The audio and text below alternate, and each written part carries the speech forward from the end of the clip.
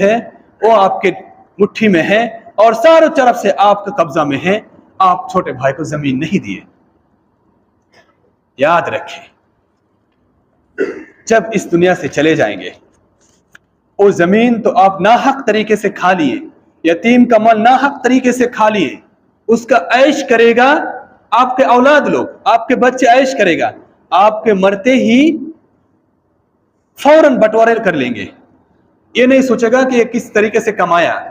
لیکن قبر میں جو ڈنڈا ملے گا وہ آپ کو ملے گا. قبر میں جو سزا شروع ہوگا, قبر میں جو 3 سوال کے بعد جواب نہیں دینے کے بعد جو شروع ہوگا, اس وقت پتا چلے گا کہ 1 کٹھا زمین کی قیمت کتنی ہے, 1 ہاتھ زمین کی قیمت کتنی ہے, چھوٹے بھائی کو دبانے کی قیمت کتنی ہے, یتیم کے مال کھانے کی قیمت کتنی ہے. اس وقت معلوم پڑے گا. اس وقت نہ ہی آپ بھاگ کے آ سکتے ہیں اور کہہ سکتے بیٹا سب زمین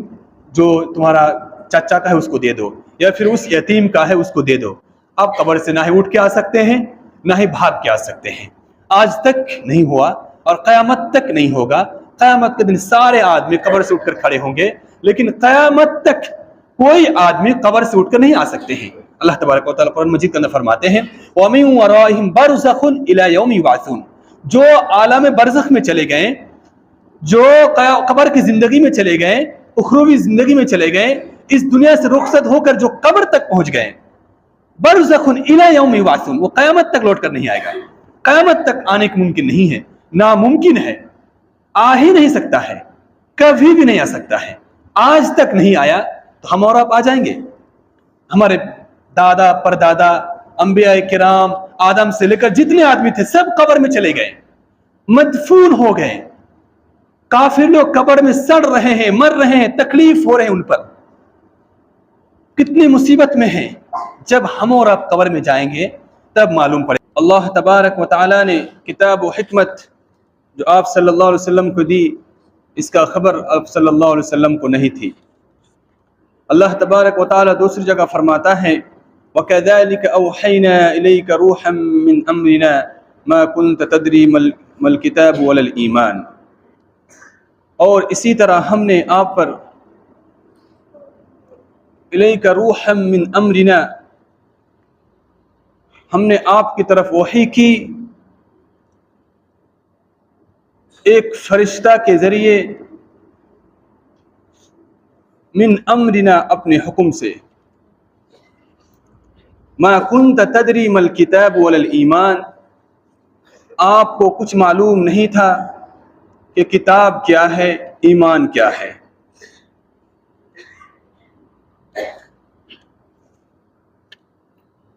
اس آیت کریمہ سے پتہ چلتا ہے کہ آپ صلی اللہ علیہ وسلم کو وحی سے قبل کتاب و حکمت کی علم اللہ تبارک و تعالی نے نہیں دی تھی. جبریل امین کو بھیجا گیا, پھر کتاب جو نازل کی گئی قرآن مجید آہستہ آہستہ, پھر آپ صلی اللہ علیہ وسلم کو دینی تعلیم پوری طرح سے سکھایا گیا. اس سے پہلے آپ صلی اللہ علیہ وسلم کو معلوم نہیں تھی کہ مجھ پر وحی کی جائے گی یا پھر مجھ پر قرآن نازل کیا جائے گا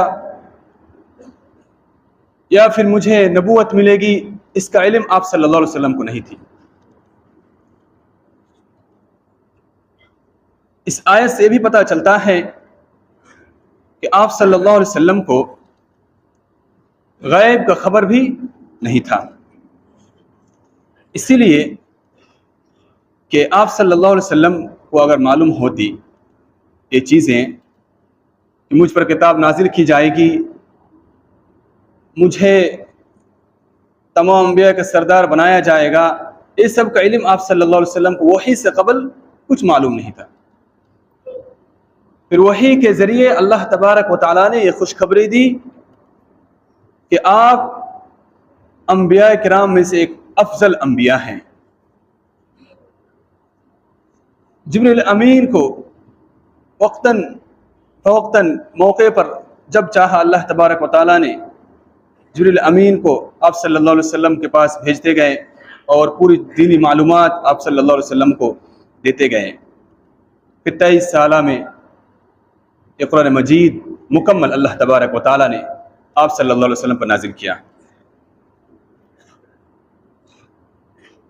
سورۃ الضحیٰ، اس کے اندر اللہ تبارک و تعالیٰ فرماتا ہے، یہ سورہ مکی ہے، یعنی مکی زندگی میں یہ سورہ نازل ہوئی تھی، اور یہ سورۃ الفجر کے بعد یہ سورہ نازل ہوئی ہے۔ اللہ تبارک و تعالیٰ فرماتا ہے وَالضُّحَىٰ وَاللَّيْلِ إِذَا سَجَىٰ، قسم ہے چاشت کے وقت کی۔ چاشت کے وقت سے مراد جب سورج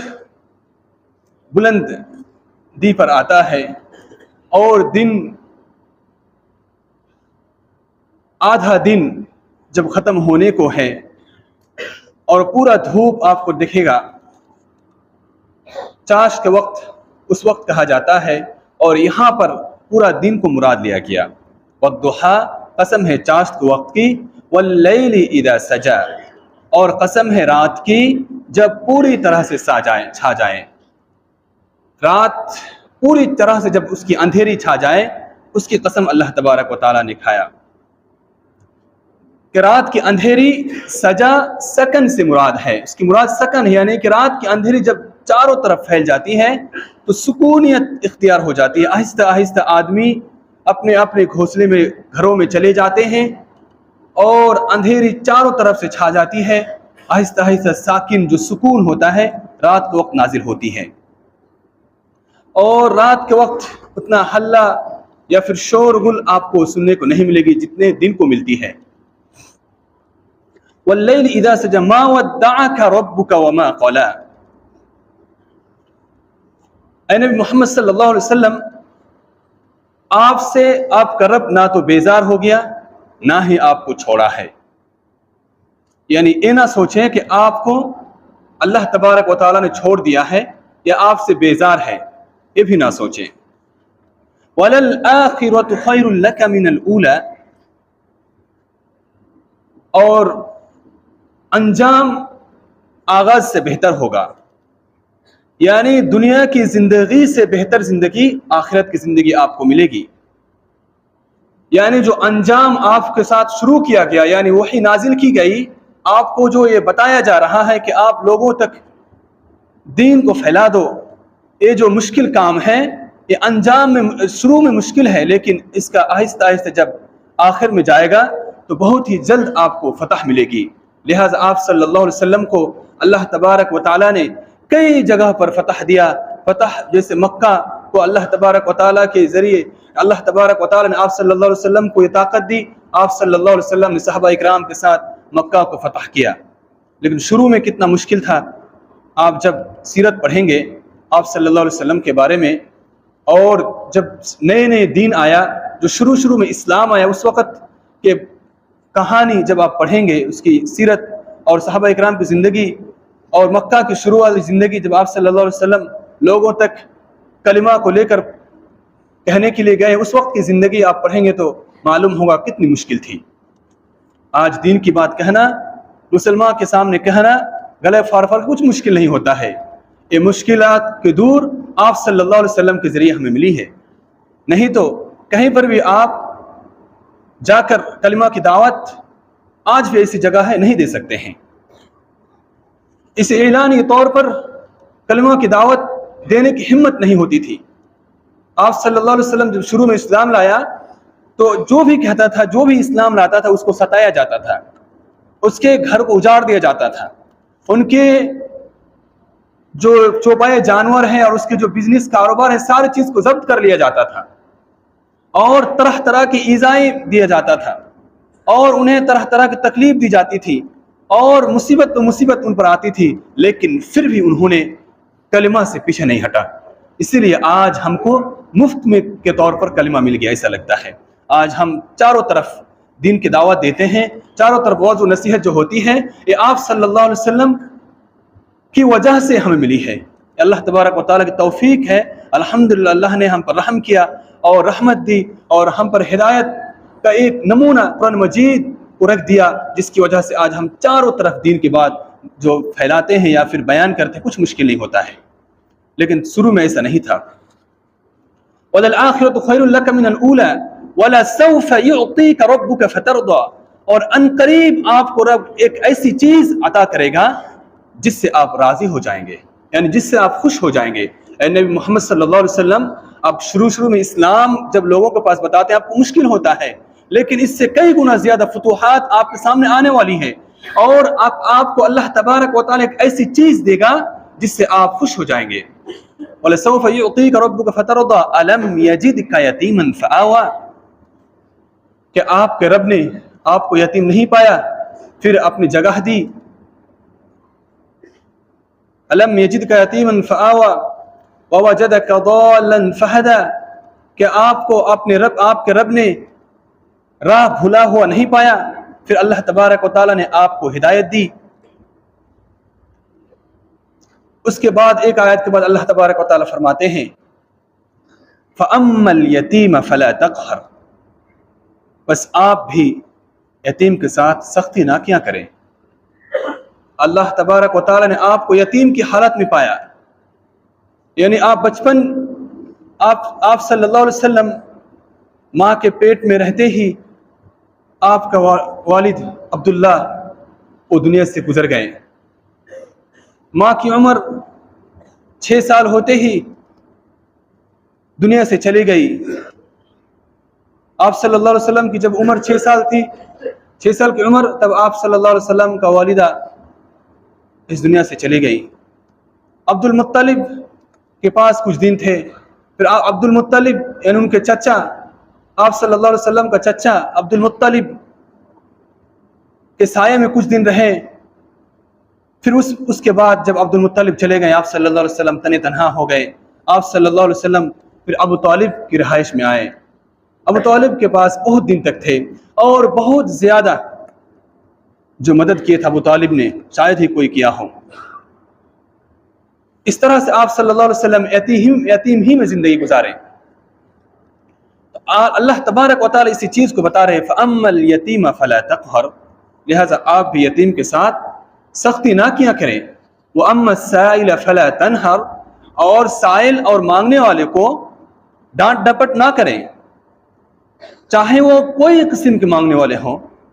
چاہے وہ جس طرح سے آئے ہوں، جس جگہ سے آئے ہوں، سائل کے ساتھ، مسکین کے ساتھ، فقیر کے ساتھ آپ جھڑک کے سختی مزاج سے، غصہ والے دماغ سے آپ بات نہیں کر سکتے ہیں۔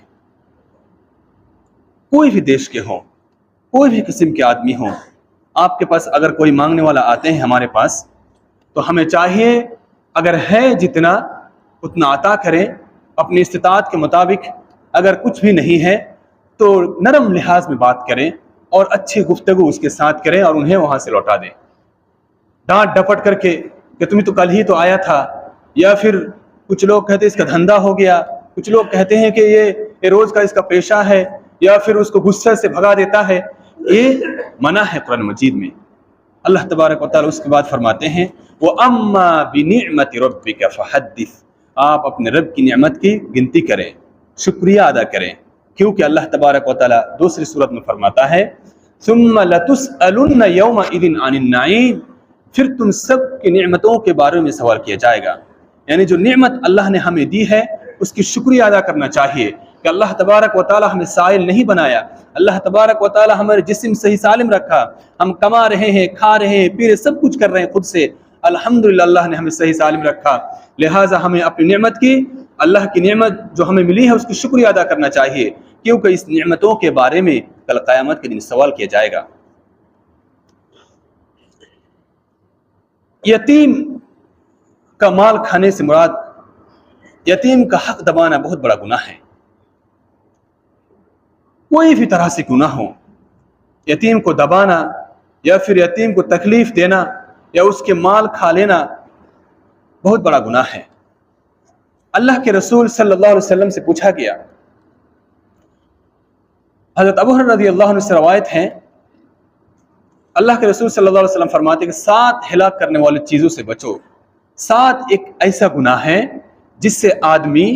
ہلاک و برباد ہو جاتا ہے، دنیا میں بھی برباد ہو جاتا ہے اور آخرت میں بھی اس کو شرمندگی کی باعث ہونا پڑے گا، شرمندگی کا سامنا کرنا پڑے گا۔ الشرک باللہ پہلے نمبر پر شرک، والسحر دوسرے نمبر پر جادو، وقتل النفس التي حرم اللہ الا بالحق، کسی جان کو ناحق قتل کرنا، یعنی ناحق طریقے سے کسی کو بھی مارنا، قتل کرنا منع ہے۔ پہلے تو شرک اور جادو، جو جادو ٹونا آج کل کرتے ہیں لوگ، جو کسی پر جادو کر دیتے ہیں، کسی پر نظر ڈال دیتے ہیں، یہ سخت منع ہے۔ وَأَكْلُ مَالَ الْيَتِيمِ، اور یتیم کا مال کھانا یہ بڑا گناہ میں شامل ہے، اور وَأَكْلُ الرِّبَا سود کھانا، وَقَتْلُ النَّفْسِ الَّتِي حَرَّمَ اللَّهُ إِلَّا بِالْحَقِّ، وَقَذْفُ الْمُحْصَنَاتِ الْغَافِلَاتِ الْمُؤْمِنَاتِ وَتَوَلِّ يَوْمَ الزَّحْفِ، اور اسی طرح سے میدان جنگ سے پیٹھ پیچھے بھاگ جانا، اور کسی مومنہ عورت پر تہمت لگانا، کسی مومنہ عورت پر تہمت لگانا، اس کا بدنامی چاروں طرف پھیلانا کہ یہ لڑکی خراب ہے، حالانکہ وہ عورت بہت اچھی ہے، لیکن آپ اس کی بات کو لوگوں کے سامنے بڑھا چڑھا کے بول رہے ہیں اور اسے بدنام کرنے کی کوشش کر رہے ہیں، سخت منع ہے۔ تو اس حدیث کے اندر جو ہے، جو آج کا موضوع ہے، وہ اکل مال الیتیم، یتیم کا مال کھانا بہت منع ہے، بہت بڑا گناہ ہے۔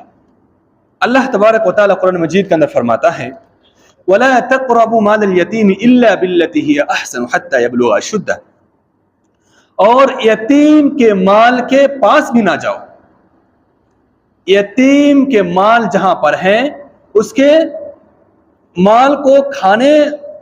دور کی بات، کھانا تو دور کی بات، اس کے مال کے پاس بھی نہ جاؤ، وَلَا تَقْرَبُوا قریب بھی نہ جاؤ اس کے مال الیتیم، یتیم کے مال کے پاس، إِلَّا بِالَّتِي هِيَ أَحْسَنُ، مگر ایک بہترین طریقے سے ہوں، تحسین طریقے سے ہوں، حتی یبلغ اشدہ، یعنی جب آپ کو یتیم کے مال کے کفیل بنایا جائے، آپ کو ذمہ داری بنایا جائے، یعنی آپ کے بھتیجا، اگر آپ کے بھتیجا دنیا سے چلے گئے،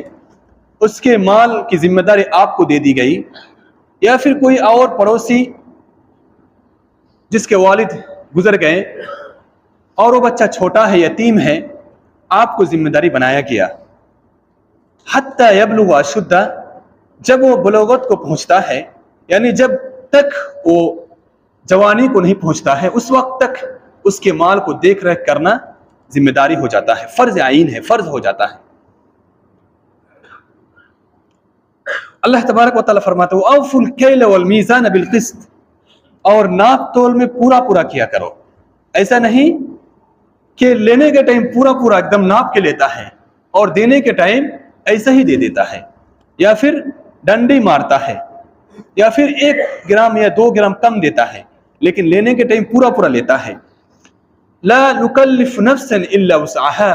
اللہ تبارک و تعالیٰ فرماتے ہیں ہم کسی نفس کو اس کے طاقت سے زیادہ تکلیف نہیں دیتے ہیں۔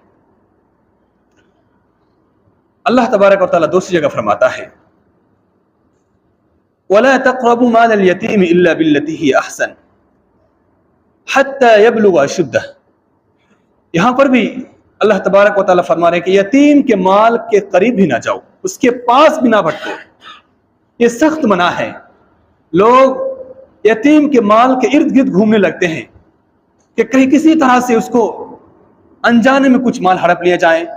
یا پھر جسے ذمہ داری دی جاتی ہے وہ اپنی منمانی چلاتا ہے، منمانی کرنا بھی منع ہے۔ آپ کو اگر کفیل بنایا جاتا ہے، اس مال کی ذمہ داری ٹھہرایا جاتا ہے، اس کے بلوغت پہنچنے تک حق ادا کرنا ہے اس کا پورا کے پورا۔ اگر تفسیر میں اس طرح سے آتا ہے، اگر آپ کو مناسب لگتا ہے کہ اس کے مال سے کچھ بزنس کیا جائے اور بڑے ہو کر وہ بزنس اسی کو سونپ دی جائے گی تو اس طرح سے کریں۔ اگر آپ کو ممکن نہیں لگتا ہے کہ شاید لاس ہو جائے گا یا پھر گھاٹا ہو جائے گا یا مشکل میں آ سکتے ہیں، تو جس طرح سے اس کا مال آپ کے پاس رکھا گیا اسی طرح سے رکھیں۔ جب وہ بڑا ہو جائے، حتی یبلغ اشدہ، جب وہ جوانی کو پہنچ جائیں، یعنی شعور ہونے لگے، اس کا دماغ کام کرنے لگے اور صحیح سالم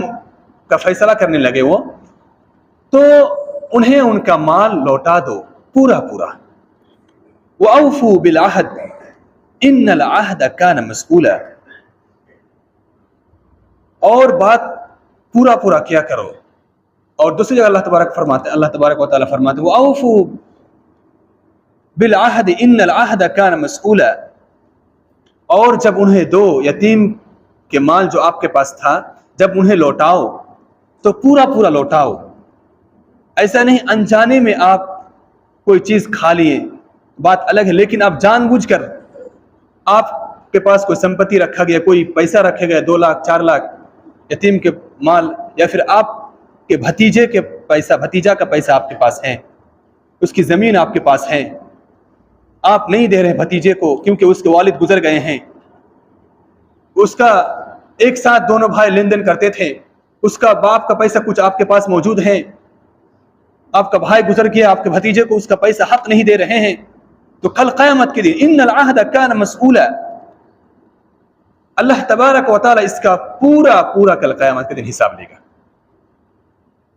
کیونکہ عہد وعدہ کا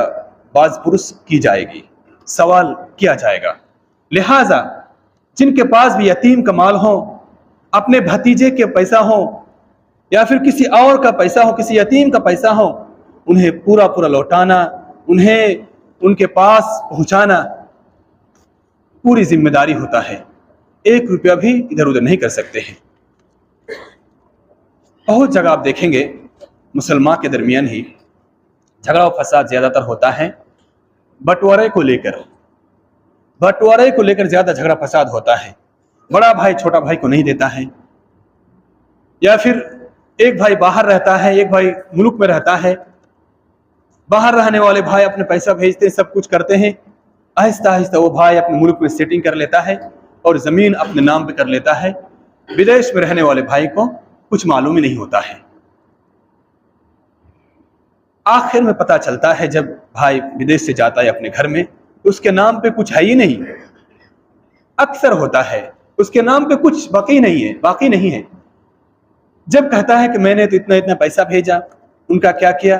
کہتا تمہارا کاروبار میں ہی لگایا، یہ گھر بنا لیا، یہ خرچ ہو گیا، یعنی گھر چلایا، یہ کیا، سارا پیسہ اس کے نام سے خرچ کیا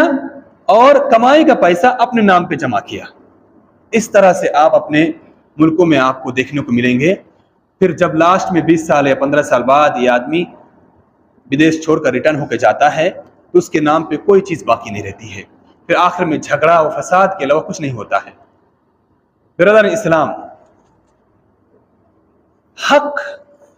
جس کا جو ہے اس کو لوٹانا بہت ضروری ہے. آپ کے چھوٹے بھائی کی زمین اگر آپ کے پاس ہے،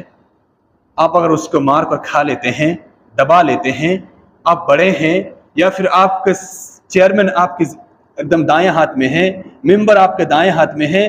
MLA آپ کے دائیں ہاتھ میں ہے، پولیس پرشاسن جو حکومت کی طرف سے جو پولیس ہے وہ آپ کے مٹھی میں ہے اور سارے طرف سے آپ کا قبضہ میں ہے، آپ چھوٹے بھائی کو زمین نہیں دیے. یاد رکھیں جب اس دنیا سے چلے جائیں گے وہ زمین تو آپ ناحق طریقے سے کھا لیے، یتیم کا مال ناحق طریقے سے کھا لیے، اس کا عیش کرے گا آپ کے اولاد لوگ، آپ کے بچے عیش کرے گا، آپ کے مرتے ہی فوراً بٹوارے کر لیں گے. یہ نہیں سوچے گا کہ یہ کس طریقے سے کمایا، لیکن قبر میں جو ڈنڈا ملے گا وہ آپ کو ملے گا. قبر میں جو سزا شروع ہوگا،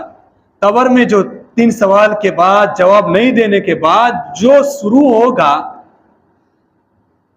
اس وقت پتا چلے گا کہ 1 کٹھا زمین کی قیمت کتنی ہے، 1 ہاتھ زمین کی قیمت کتنی ہے، چھوٹے بھائی کو دبانے کی قیمت کتنی ہے، یتیم کے مال کھانے کی قیمت کتنی ہے. اس وقت معلوم پڑے گا. اس وقت نہ ہی آپ بھاگ کے آ سکتے ہیں اور کہہ سکتے بیٹا سب زمین جو تمہارا چچا کا ہے اس کو دے دو، یا پھر اس یتیم کا ہے اس کو دے دو. آپ قبر سے نہ ہی اٹھ کے آ سکتے ہیں نہ ہی بھاگ کے آ سکتے ہیں. آج تک نہیں ہوا اور قیامت تک نہیں ہوگا. قیامت کے دن سارے آدمی قبر سے اٹھ کر کھڑے ہوں گے، لیکن قیامت تک کوئی آدمی قبر سے اٹھ کر نہیں آ سکتے ہیں. اللہ تبارک و تعالیٰ قرآن مجید کے اندر فرماتے ہیں وَمِن وَرَائِهِمْ بَرْزَخٌ إِلَى يَوْمِ يُبْعَثُونَ، جو عالم برزخ میں چلے گئے، جو قبر کی زندگی میں چلے گئے، اخروی زندگی میں چلے گئے، اس دنیا سے رخصت ہو کر جو قبر تک پہنچ گئے، बरज़खुन इला यौम युबासून, वो क़यामत तक लौट कर नहीं आएगा, क़यामत तक आने की मुमकिन नहीं है, नामुमकिन है, आ ही नहीं सकता है, कभी भी नहीं आ सकता है। आज तक नहीं आया तो हम और आप आ जाएंगे। हमारे दादा परदादा